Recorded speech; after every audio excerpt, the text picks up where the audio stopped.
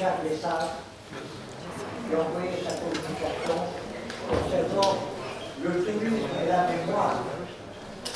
Je voudrais inviter le professeur Racontation pour qu'il puisse nous lire une partie de son exposé qui est assez long, mais qui met l'accent sur l'intérêt du tourisme dans le développement de la mémoire dans le cadre justement des processus de génocide,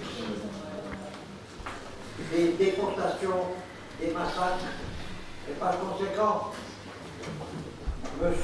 Richard Lessard nous présente ici un travail particulièrement original concernant l'intérêt du tourisme et dans l'intérêt aussi de la terre. Si vous pouvez dire, M. Tassion, l'essentiel de cette communication.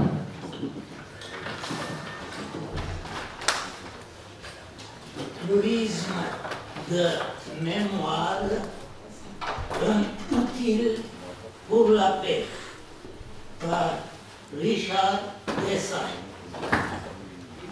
Dans un monde où les tensions internationales semblent s'intensifier et où le dialogue se polarise de plus en plus, la nuance et l'empathie deviennent des valeurs rares et précieuses. Aujourd'hui, les discours publics et privés tendent à s'enfermer dans une vision manichéenne des événements, opposant les bons aux méchants. Or, une guerre dépasse cette opposition simpliste, étant avant tout une succession de tragédies humaines, comme le souligne une phrase qui guide cette réflexion. Dans une guerre, il n'y a pas de bons ou de méchants. Il n'y a que des victimes.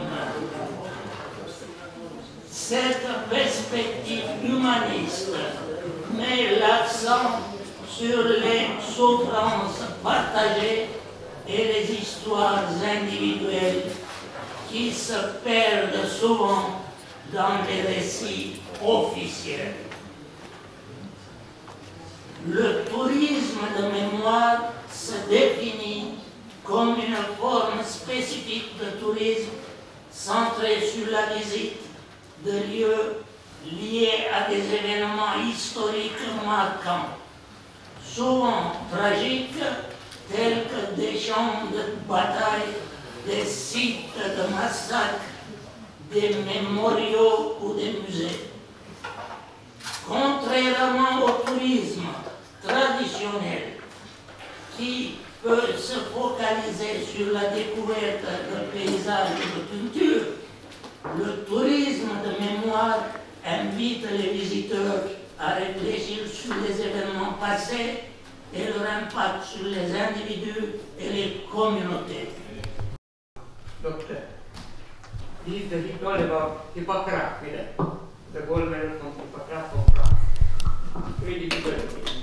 Professor, medical doctor, for you. Congratulations. Very great thing. I would like to make one promise to Professor. I would like to come next week also, and the week after. Yeah, of course. Can you come here? Of course. I will give you anyway. Professor, this is Ambassador for Rapi. Ambassador for peace, for medal for you. No, we have to be close. Thank you. Thank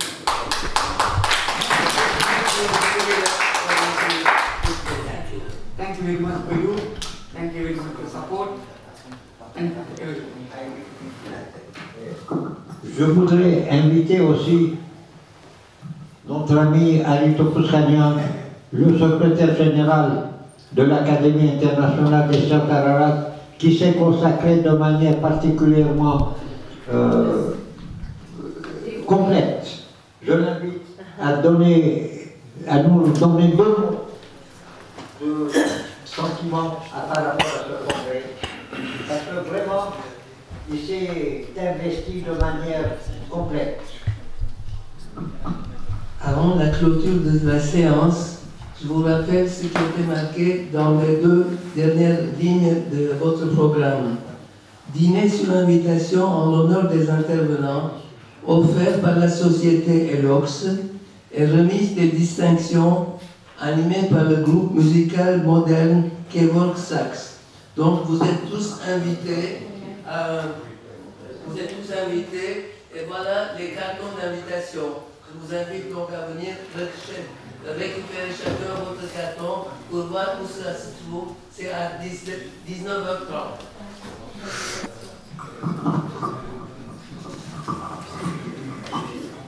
Donc, je vais vous donner donc 2 informations complémentaires.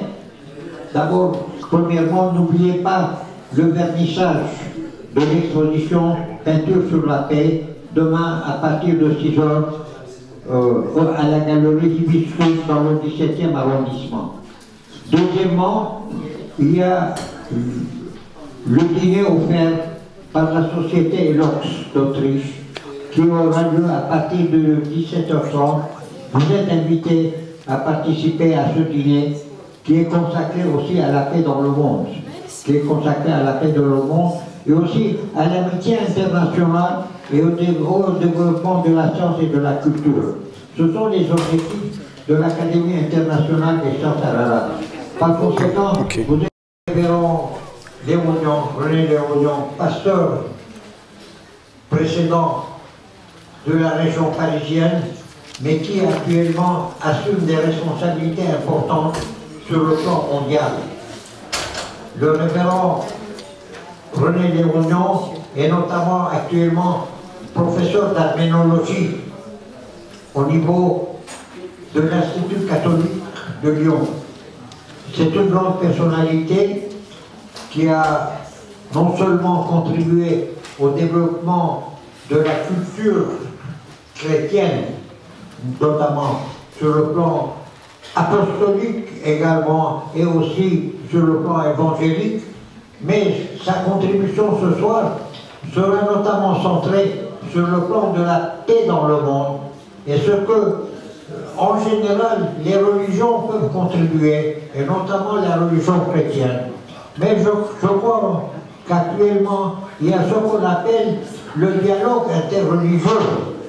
Il y a eu un dialogue interreligieux qui a été débuté dans le temps, il y a quelques années, avec le pape François.